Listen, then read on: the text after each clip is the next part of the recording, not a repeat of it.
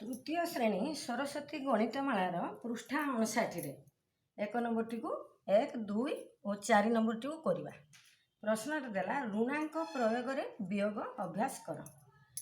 आम वियोग कार्य करूँ साधारणतः एकक घर वियोग कार्य करा जाए। ये जो ऋणांक वियोग ऊपर अंक जदि सान थाए और तल अंक जदि बड़ थाए ताले आम कौन करवा ना तल अंक रु ऊपर अंक को वियोग करवा एवं वियोग फल उपरे ऋणांक चिन्ह दबा। पुणी आम कौन करवा ना वियोग फल ऋणांक उठाई संख्या को साधारण बा प्रकृत संख्या रे प्रकाश करवा एवं ऋणांक उठाई संख्यार बाम अंक रु एक वियोग करवा। देखिबा आम ए नियम अनुसार किपरि करा जाउछि। ताले एठी रहिला 653 फेडिबा केते 248 हैला।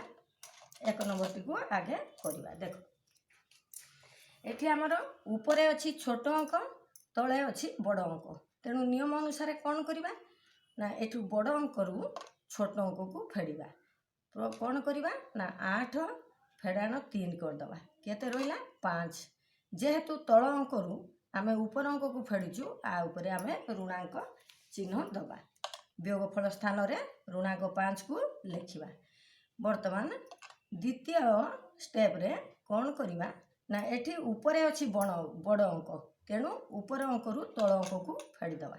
5 फेडाण 4 हैला 1। आउ एठी ऋणांक चिन्ह दबा नहीं कारण ऊपर अंक रु तल अंक को फेडीछु।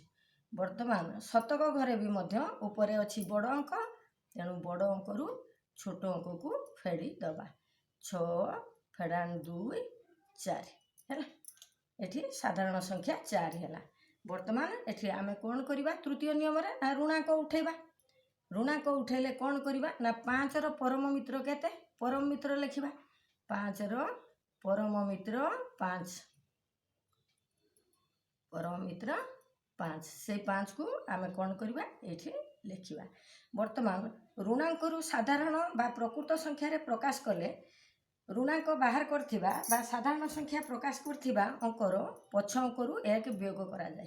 ताले पछ अंक अछि केते 1 1 रु आमे 1 वियोग कर दबा आ रहिला 0 हैला। 0 को 0 रखिबा आ 4 को 4 उलेई दबा हे गेला हमर उत्तर हैला। एक नंबर ए भली आमे करिबा। 2 नंबर टी को एबे करिबा।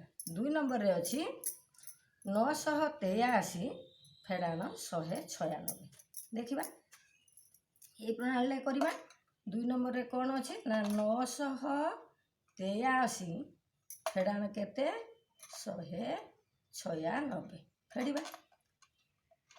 वर्तमान एठी मध्य ऊपर अंक छोट तल अंक बड़, ताले तल अंक रु ऊपर अंक को वियोग करिबा। ताले कोन करिबा 6 फेडाण 3 आ रहिला 3। आकु आमे ऋणांक चिन्ह दबा आकु पड़िबा ऋणांक 3 वियोगफल स्थान रे 3 को रखिबा। वर्तमान एठी दशक घरे मध्य ऊपर अंक अछि कोन छोट तल अंक अछि बड़, आकु मध्य तल अंक रु ऊपर अंक को फेडिबा। ताले 9 फेडाण 8 हैला 1। जेहेतु तल अंक रु ऊपर अंक को फेडीचु एठी आमे ऋणांक चिन्ह दबा ऋणांक 1 आकु मध्य दशक स्थान रे लिखिबा। वर्तमान एठी शतक घरे अछि कोन ऊपर अछि बड़ अंक तले अछि छोट अंक, तेणु 9 बड़ अंक रु छोट अंक को एठी फेडी दबा। ताले हैला केते 8। ये साधारण संख्या जेहेतु बड़ अंक रु छोट अंक को आमे फेडीछु ताले 8। वर्तमान कौन करवा ना ऋणांक उठे दबा आकु साधारण संख्या रे प्रकाश करवा। देखो एठी 3 रे 3 रो बार दिया है ताले 3 रो परम मित्र काढिबा। 3 रो परम मित्र 7 हैला। साधारण संख्या आसी गला 7। वर्तमान एठी 1 ऊपर ऋणांक दिया है तेणु 1 रो आमे कौन करवा ना 1 रो भी परम मित्र बाहर कर दबा। 1 रो परम मित्र 9, जेहेतु एठी ऋणांक रु साधारण संख्या को आनिलु पछ अंक रु 1 वियोग हुए ताले कौन करवा 9 रु मध्य 1 वियोग करवा हैला 8। आगे परम मित्र बाहर करवा तापरे 1 वियोग करवा। देखो एठी ऋणांक रु साधारण संख्या को आनिलु ता पछ अंक रु एठी आमे 1 वियोग करवा। ताले 8 8 रु 1 गला आ रहिला 7 ताले 700 87 ହେଲା ଆମର ଉତ୍ତର ହେଲା। ବର୍ତ୍ତମାନ ନମ୍ବର 3ଟି କୁ ସମାଧାନ କରିବା। ନମ୍ବର 3ରେ ସଂଖ୍ୟାରେ 0 ଅଛି, ତେଣୁ ଦେଖ ଆମେ କିପରି ତାକୁ କରିବା। 4 ନମ୍ବର ବହି ପ୍ରଶ୍ନ ଅନୁସାରେ ଇଏ ହେଲା ଆମର 4 ନମ୍ବର ହେଲା। 4 ନମ୍ବର ପ୍ରଶ୍ନରେ ଅଛି 503 ଫେଡ଼ାଣ 125 ହେଲା। 125 ଏଠି ମଧ୍ୟ ଉପରେ ଛୋଟ ଅଙ୍କ ଅଛି, ତଳେ ବଡ଼ ଅଙ୍କ ଅଛି। ତାହେଲେ ଆମେ ନିୟମ ଅନୁସାରେ କ'ଣ କରିବା ନା ତଳ ଅଙ୍କରୁ ଉପର ଅଙ୍କକୁ ଫେଡ଼ିବା। 5 ଫେଡ଼ାଣ 3 ହେଲା 2। ଯେହେତୁ ତଳ ଅଙ୍କରୁ ଉପର ଅଙ୍କକୁ ଫେଡ଼ିଛୁ, ଏଠି ଋଣାଙ୍କ ଚିହ୍ନ ଦେବା। ଫେଡ଼ାଣ ଫଳ ସ୍ଥାନରେ ଋଣାଙ୍କ 2 ଲେଖିବା। ବର୍ତ୍ତମାନ ଦେଖ 2 ଷ୍ଟେପ୍ରେ କ'ଣ ଅଛି ନା ଉପରେ ଅଛି 0, ତଳେ ଅଛି 2। ତାହେଲେ 0ରୁ ଫେଡ଼ିଦେବା 2। ତାହେଲେ କେତେ ହେଲା ନା ସେ ମାଇନସ୍ ବିୟୋଗ ଚିହ୍ନ ଆସିବ, ତେଣୁ ଏଇଟା ହେବ ଆମର ଋଣାଙ୍କ 2। ଋଣାତ୍ମକ ସଂଖ୍ୟା ଆସିଲା, ତେଣୁ ଆମେ କ'ଣ କରିବା ନା ଋଣାଙ୍କ 2ଟାକୁ କରିବା। -2 ଆସୁଛି, ଋଣାଙ୍କ 2 ଲେଖିବା। ଆକୁ ମଧ୍ୟ ବିୟୋଗ ଫଳ ସ୍ଥାନରେ ଲେଖିବା। ବର୍ତ୍ତମାନ ଶତକ ଘର ଅଙ୍କ ଉପରେ ଅଛି 5, ତଳେ ଅଛି 1, ତେଣୁ ଏଠି ଆଉ କିଛି କରିବାର ନାହିଁ। ଆମେ କ'ଣ କରିବା ନା ସିଧା ଉପର ଅଙ୍କରୁ ତଳ ଅଙ୍କକୁ ଫେଡ଼ିଦେବା। ହେଲା କେତେ 4, 4କୁ 4 ରଖିବା। ବର୍ତ୍ତମାନ କ'ଣ କରିବା ନା ଋଣାଙ୍କ ସଂଖ୍ୟାରୁ ଆମେ ସାଧାରଣ ସଂଖ୍ୟାକୁ ପ୍ରକାଶ କରିବା। ତାହେଲେ 2ର ପରମ ମିତ୍ର ବାହାର କରିବା। ପରମ ମିତ୍ର କେତେ 8 ହେଲା।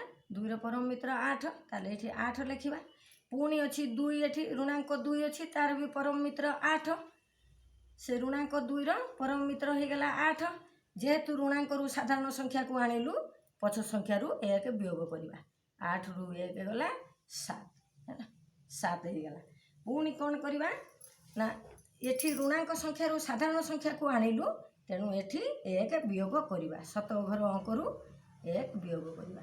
ତାହେଲେ 4ରୁ 1 ଗଲା 3, ତାହେଲେ 378 ହେଇଗଲା ଆମର ଉତ୍ତର। ଏହି ନିୟମ ଅନୁସାରେ ଆମେ ଆକୁ କରିବା। ଯଦି ଉପର ଅଙ୍କ ସାନ ଥାଏ, ତାହେଲେ ଆମେ ତଳ ଅଙ୍କରୁ ବିୟୋଗ କରିବା। ବିୟୋଗ ଫଳ ଋଣାଙ୍କରେ ଆସିବ, ଋଣାଙ୍କରୁ ପୁଣି ସାଧାରଣ ସଂଖ୍ୟାରେ ପ୍ରକାଶ କରିବା। ଆଜି ପାଇଁ ଏତିକି। ସବସ୍କ୍ରାଇବ୍ କରିବ, ଲାଇକ୍ କରିବ, ସେୟାର କରିବ।